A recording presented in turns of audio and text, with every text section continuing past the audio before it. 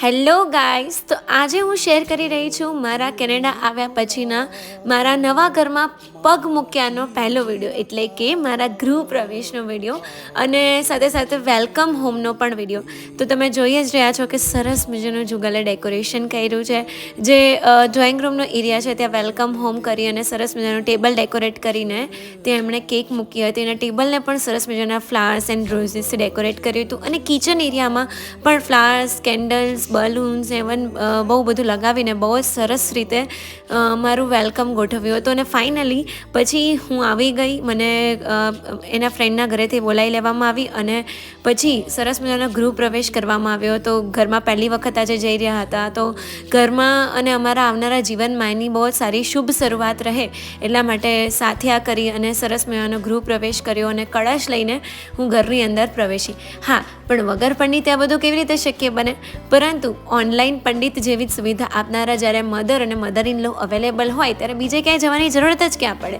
તો એ લોકો ત્યાંથી ઇન્ડિયાથી બેઠા બેઠા વિડીયો કોલમાં અમને ગાઈડ કરી રહ્યા હતા, મંત્ર બોલી રહ્યા હતા, સ્તુતિ બોલી રહ્યા હતા અને સરસ મજાની ધાર્મિક પરંપરાગત અને વિધિ વિધાન સાથે ગૃહ પ્રવેશની વિધિ થઈ. અને ત્યાર પછી અમે લોકોએ કળશ મૂક્યો. કળશ મૂકવા માટે પણ પ્લેટફોર્મ પર સરસ મગ પાથરીને ભાભી અને જુગલના ફ્રેન્ડ્સ અને ઇવન જુગલે પોતે પ્લેટફોર્મ પર સરસ સજાવટ કરી હતી, કળશની પૂજા કરી અને ત્યાર પછી જે અમારા કુળદેવી છે મા વૈરાઈ માતા, એમની પણ પૂજા કરી અને એમના પણ ફોટાને અમે ત્યાં મૂક્યો. ત્યાર પછી મધર ઇન લોના આશીર્વાદ રૂપે હું લઈને આવી હતી સરસ મજાના નાનકડા બાલગોપાલને. તો બાલગોપાલને પણ ફાઇનલી ઘરમાં પધરાવ્યા અને એમની તો આરતી કરવાની જ રહી. તો જય કાના કાળાની આરતી સાથે અને એમના પ્રસાદ સાથે એમને પણ ઘરમાં વધાવી લીધા કે જેથી ઘરમાં બધા જ દેવી દેવતાઓનો પણ વાસ થઈ જાય. અને ત્યાર પછી બધાએ આરતી ઉતારી, જુગલના ફ્રેન્ડ્સ અને સાથે સાથે દેટ હેલ્પિંગ ભાભી, એ બધાએ મળીને આરતી કરી અને પછી અમે લોકોએ ભગવાનને પણ આરતી આપી, ઘરમાં પણ આરતી આપી અને સરસ મજાનો કંસારનો પ્રસાદ પણ બનાવ્યો હતો. ઇન્ડિયામાં તો કુકિંગ કરવાનો વારો ક્યારેય આવ્યો નહોતો અને ઇવન સ્પેશિયલી કંસાર તો ક્યારેય બનાવ્યો નહોતો. પરંતુ જ્યારે પણ નવા ઘરમાં પ્રવેશ કરીએ ત્યારે આપણી ઇન્ડિયન રિચ્યુઅલ પ્રમાણે કંસારથી શરૂઆત થાય, કંસારિયા લાપસીથી. તો પછી મધર ઇન લો અને મારા ફ્રેન્ડ એવા સરસ મજાના ભાભીએ મને ઇન્સ્ટ્રક્શન્સ આપ્યા અને કંસાર બનાવ્યા. બટ અમે એનો વિડીયો તો રેકોર્ડ નથી કરી શક્યો, બટ કંસાર બનાવ્યો હતો અને બહુ જ સરસ મજાનો સ્વાદિષ્ટ બન્યો હતો.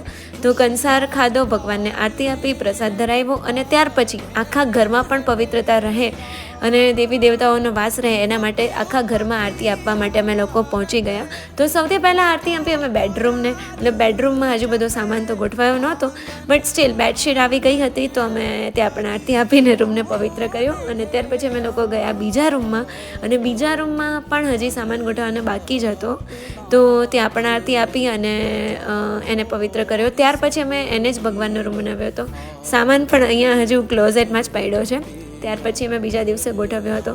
ડ્રોઈંગ રૂમને પણ સરસ પવિત્ર કરી નાખ્યો. ત્યાર પછી અમે બધા જ ફ્રેન્ડ્સ ભેગા થઈને કેક કટિંગ કરી, કેક ખાધી, બહુ બધા ફોટોઝ લીધા, બહુ બધી મેમરીઝ બનાવી અને ભગવાનને થાળ ધરાવ્યો સરસ રીતે, પારંપરિક રીતે. થાળ પણ આપણે ધરાવવા જઈએ તો માત્ર હાથ જોડીને નહીં, પરંતુ બીજા બધાના કહેવા પ્રમાણે સરસ ઇન્સ્ટ્રક્શન્સ પ્રમાણે વિધિ વિધાનપૂર્વક કર્યું. મને એ વખતે તો લાગ્યો જ નહીં કે હું ઇન્ડિયાની બહાર આવી ગઈ છું, કેમ કે વિડીયો કોલમાં અને ઇવન ફ્રેન્ડ સર્કલના સપોર્ટથી અને સાથ સહકારથી બહુ જ સરસ રીતે આખું જે કામ છે એ સરસ રીતે થઈ ગયું. તો આ હતો મારા ગૃહ પ્રવેશનો વિડીયો. પરંતુ ત્યાર પછી ઘરમાં હું કેવી રીતે મેનેજ કરી રહી છું અને કેટલીક નવી નવી ઇવેન્ટ્સ જે બનતી રહે છે તેને જોવા અને જાણવા માટે સબસ્ક્રાઈબ કરી દો મારી ચેનલને કેરી on with Canada. Stay tune with me દ્રષ્ટિ. બાય.